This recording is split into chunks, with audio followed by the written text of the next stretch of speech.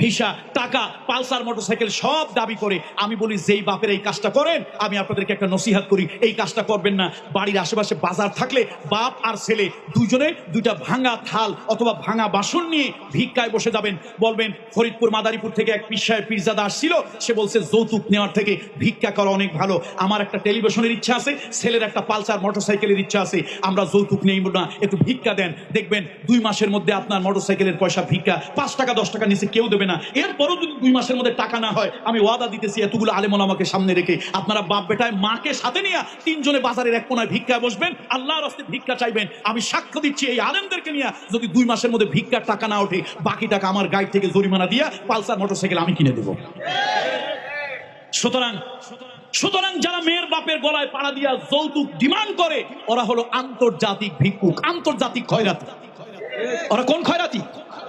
এই খয়রাতি গুলোকে আল্লাহ